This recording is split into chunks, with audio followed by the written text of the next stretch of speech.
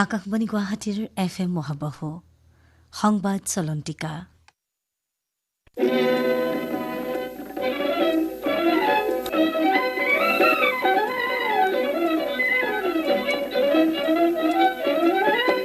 নমস্কাৰ শ্ৰোতাসকল, আকাশবাণী গুৱাহাটীৰ আঞ্চলিক বাতৰি বিভাগৰ সংবাদ চলন্তিকালৈ আপোনালোকক স্বাগতম।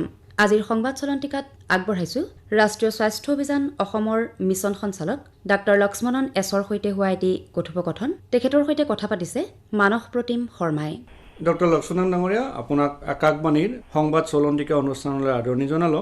নমস্কাৰ। প্ৰথমে আপোনাৰ পৰা জানিব বিচাৰিছো, বৰ্তমান ৰাজ্যৰ কোভিড পৰিস্থিতি কিমান জটিল হৈ উঠিছে? যদি আপুনি চাই, আমি 12 ছেপ্টেম্বৰ মানে কালিৰ দিনত আমি 1,40,000ৰ ওপৰত আমাৰ কেছ হৈ গ'ল। কোভিডৰ আক্ৰান্ত মানুহৰ মাজতে কিমান মানুহৰ মৃত্যু হৈছে বুলি যদি আমি চাম, তেতিয়াও আমাৰ নম্বৰ ডেইলি বঢ়ি গৈ আছে। উই have actually touched 453 number of unfortunate deaths due to COVID. So daily আমাৰ 2,300-2,400 মান কেছ ডিটেক্ট হৈ আছে। আমি 35 to 40,000 টেষ্টও ডেইলি কৰি আছো। So 7 to 8% এতিয়া ডেইলি পজিটিভিটি আহি আছে। আমি স্ট্যাটিস্টিক্যালি ক'ব পাৰিম কি আমাৰ মৃত্যুৰ পাৰ্চেন্টেজ মানে কেছ ফেটালিটি ৰেট আমি যদি কম, তো এতিয়াও ভাৰতবৰ্ষৰ বিভিন্ন ষ্টেটছৰ কম্পেৰিজনত কম আছে বুলি আমি ক'ব পাৰিম। কিন্তু সঁচা কথা আমি মানিব লাগে কি ডেইলি নাম্বাৰ অফ কেছেছ বঢ়ি আছে বিভিন্ন জেগাতে, আৰু সৰুকৈয়ে চাই আমাৰ মৃত্যুৰ নম্বৰ ডেইলি অলপমান কৰি আহি আছে। কিউমুলেটিভলি নাম্বাৰ বঢ়ি আছে। তো মই এই চিটুৱেশ্যনত এই ক'ব বিচাৰোঁ কি কোভিডৰ পৰিস্থিতি অসমত এতিয়াও কমপ্লিটলি আমি আলাৰ্ট থাকিবৰ অৱস্থাতে আছে।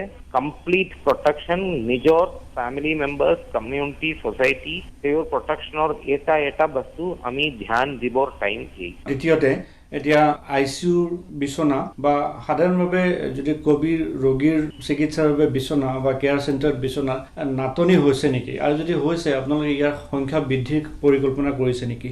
ডেফিনেটলি আমি আজিৰ দিনত আমাৰ যদি যিকোনো পেচেণ্টে চিম্পটমেটিক বহি আহে, তেওঁ ৰাখিবৰ কাৰণে আমাৰ হাতত ICU ফেচিলিটিজ আছে, আৰু আমাৰ হাতত oxygen supported bed, isolation bed, ICU bed এইবিলাক বিভিন্ন হস্পিটেলত আছে। কিন্তু যদি এই ধৰণে কেছ বঢ়ি থাকিব, তো আগামী দিনত হ'ব পাৰে কি আমাৰ হাতত যিমান বেডছ আছে তাৰ ওপৰতো পেচেণ্ট আহিব পাৰে।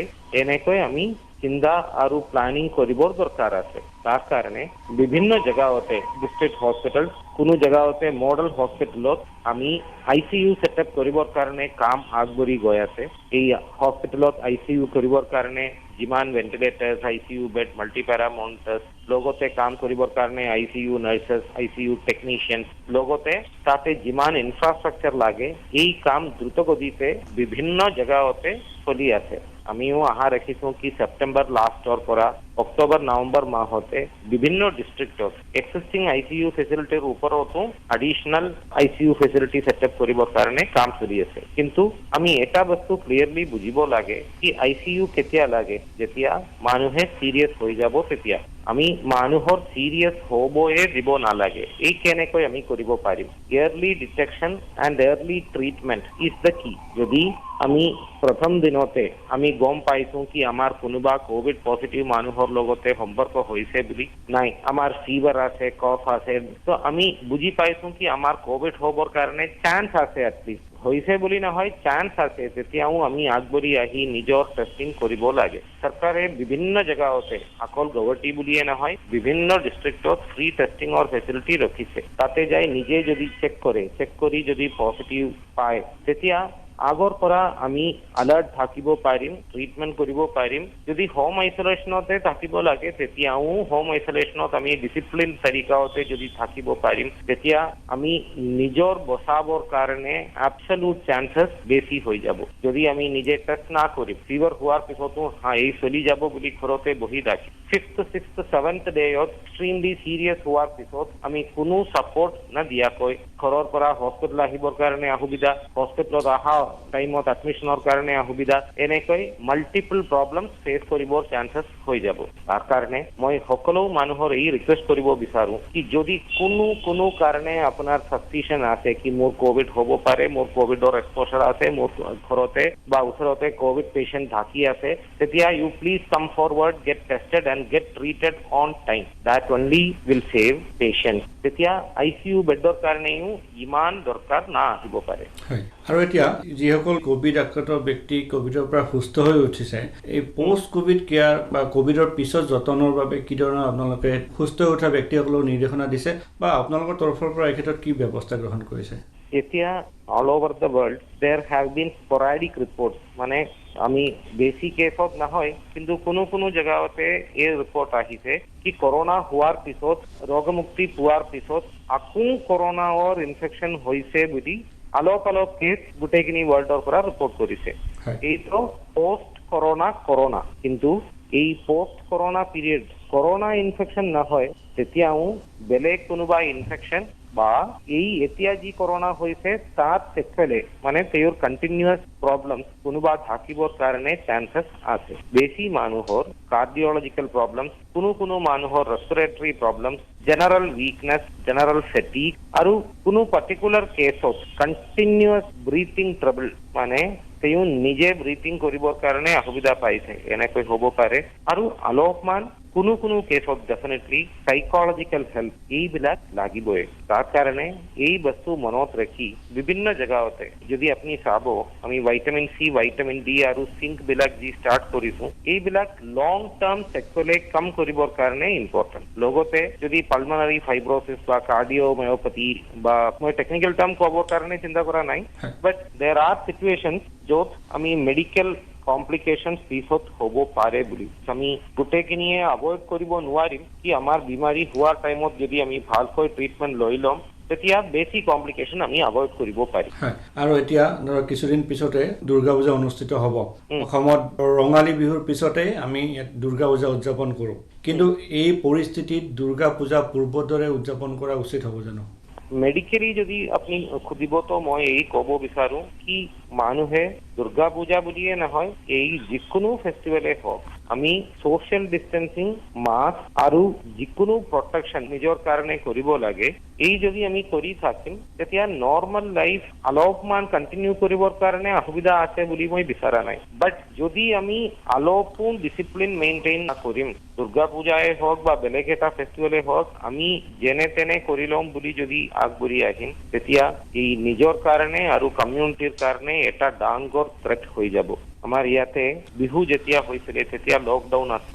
অসমৰ বিহু মেক্সিমাম ইম্পৰ্টেণ্ট ফেষ্টিভেল, তাৰপিছতো পাব্লিকে কোঅপাৰেট কৰি বিহু কাৰণে বেলেগ ডাঙৰকৈ কোনো প্ৰগ্ৰাম কোনো জেগাতে হোৱা নাই। সিমিলাৰলি দুৰ্গা পূজা actually এটা ৰিলিজিয়াছ ফেষ্টিভেল আমাৰ সকলোৰ কাৰণে। It has to be celebrated in the proper way. এই দৰকাৰ নাই কি আমি গোটেইখিনি জেগাতে গোট খাব লাগে, ডাঙৰ পাণ্ডাল বনাব লাগে, এনেকৈহে দুৰ্গা পূজা হ'ব বুলি কথা নাই।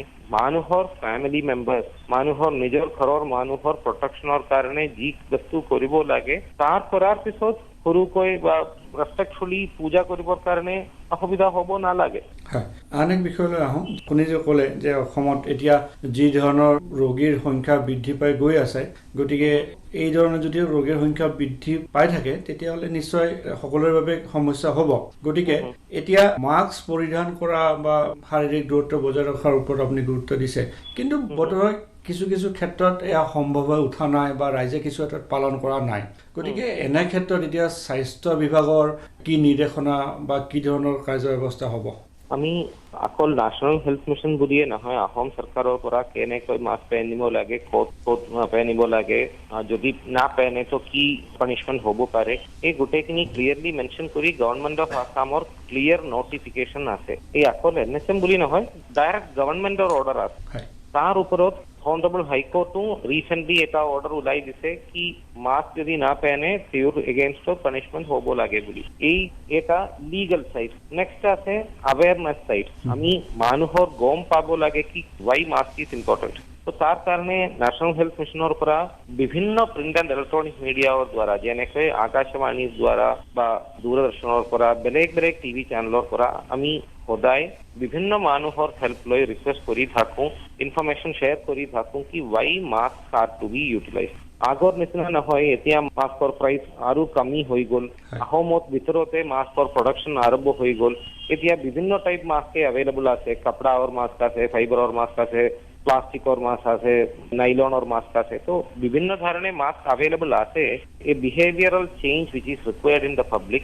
ইয়াতে আমি ইনফৰমেশ্যনো দিব লাগে আৰু য'ত ইনফৰমেশ্যন দিয়াৰ পিছতো কাম কৰা নাই অলপমান এনফৰ্চমেণ্টৰো কথা আহিব। তাৰ ওপৰত গভৰ্ণমেণ্ট চাইডৰ পৰা বিভিন্ন ডিপাৰ্টমেণ্ট কৰি আছে, IEC চাইডত NHMৰ পৰা কাম কৰি আছো।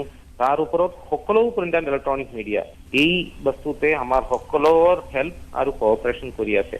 মই আশা ৰাখিছোঁ কি অসমৰ জনতা ডেফিনেটলি মাস্ক আৰু ফিজিকেল ডিষ্টেঞ্চিং তেওঁৰ হেবিটৰ পাৰ্ট বনাব বুলি মোৰ আশা আছে, মোৰ প্ৰত্যাশা আছে। আন এক বিষয়লৈ আহিছোঁ যে কিছুদিন পূৰ্বে আপোনালোকৰ NHMৰ তৰফৰ পৰা বিজ্ঞাপন দিয়া হৈছিলে, টেণ্ডাৰ নটিচ দিয়া হৈছিলে। এই বিষয়টোলৈ কিছু চৰ্চা হৈছে সংবাদ মাধ্যম ছ'চিয়েল মিডিয়াত যে আপোনালোকে ডেড বডি কেৰিঙৰ কাৰণে 3000 বেগ বিচাৰিছে। বহুতে এই ধৰণৰ এটা আশংকা কৰা হৈছে যে ইমান সংখ্যক বেগৰ কিয় প্ৰয়োজন হ'ব। গতিকে এই বস্তুটো আপুনি অকণমান স্পষ্ট কৰিব নেকি? আমি এইবিলাক বস্তু it's a very simple calculation. যদি আপুনি চাই অসমত 33 ডিষ্ট্ৰিক্ট আছে আৰু 72 মেডিকেল কলেজেছ আছে। আমি এক মাহৰ কাৰণে এটা ডিষ্ট্ৰিক্টৰ 100 বডি বেগ দিব লাগে বুলি যদি বিচাৰো তেতিয়াও 3300 ওপৰত লাগে। আৰু আমি আজিৰ দিনত যদি আপুনি চাই আমাৰ on an average 10 to 15 number of death on daily average হৈয়ে আছে। কিন্তু এই কোন দিনত কোন জেগাতে হ'ব বুলি আমি আগৰ পৰা নাজানিব পাৰিম। তাৰ কাৰণে আমি এই প্ৰিপেয়াৰ কৰি ৰাখিব লাগে। And more importantly, dead body disposal protocol আমি কেনেকৈ কোভিড পজিটিভ মানুহৰ ডেড বডি ডিসপোজ কৰিব লাগে so that বেলেগ মানুহৰ তাৰ পৰা ইনফেকশন না আহিব। তাৰ কাৰণে গভৰ্ণমেণ্ট অফ ইণ্ডিয়াৰ ক্লিয়াৰ গাইডলাইনছ আছে। কেনেকৈ নহয় কি এটা দিনত এটা জেগাতে এই লাগিব বুলি। It is dispersed all over the state of Assam. মানে যদি আমি চাম এক মাহত বা 2 মাহত বা 4 মাহত কোনটো জেগাতে কিমান লাগিব বুলি আমি ক'ব নোৱাৰিম। তাৰ কাৰণে ডিস্ট্ৰিবিউশন কৰি আমি প্ৰিপেয়াৰ কৰি ৰাখিব পাৰিম। That is what we have to do, and absolutely abundant caution is to be taken while preparing for all these things. কোনো জেগাতে কম হ'ব লাগে বুলি কথা নহয়। যদি আছে তেতিয়া এই ডিস্ট্ৰিক্টৰ পৰা ডাইৰেক্টলি কিনিবৰ কাৰণেও সুবিধা আছে। যিয়ে নহওক যিমানটো আমি হেল্প কৰিব পাৰিম তাৰ কাৰণেতো আমি এৰেঞ্জমেণ্ট কৰি ৰাখিব লাগে। বিয়ণ্ড দেট এই অকল নম্বৰৰ কথা নাই আমি ইমানটো লৈছো ইমানটো লোৱা নাই বুলি। It's a matter of concern for all that the number of cases is going up and there is a possibility of having serious cases coming out from different places. তার কারণে যেনেকৈ আমি কৈছো কি আমি ICU প্ৰিপাৰেচন কৰি আছো, আমি টেষ্টিং বা ট্ৰিটমেণ্টৰ ফেচিলিটি আমি বঢ়াই আছো। So like in the same way we have to be prepared for all kinds of eventualities. আৰু শেষত টেষ্টিঙৰ বিষয়ে ক'লে এই ৰেণ্ডম টেষ্ট অব্যাহত আছে।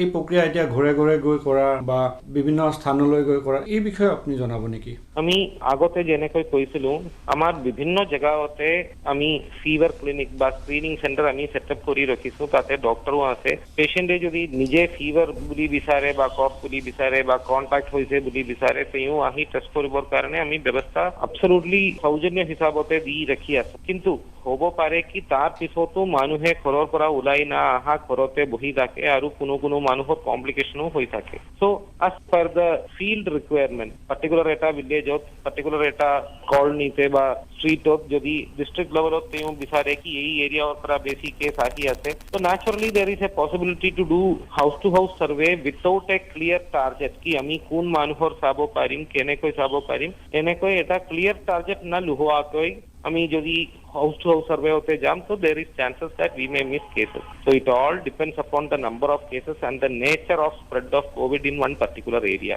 Tar uporot depend kori ami definitely etiaw contact tracing soli ase, so that will be taken up in a different manner with more manpower and more testing facilities for house to house. হয় doctor Lakshman ডাঙৰীয়া আপুনি আমাক সময় দিলে পুনৰ আপোনাক ধন্যবাদ জনাই আমাৰ অনুষ্ঠানৰ আজি ইয়াতে সামৰণি মাৰিলোঁ। ধন্যবাদ।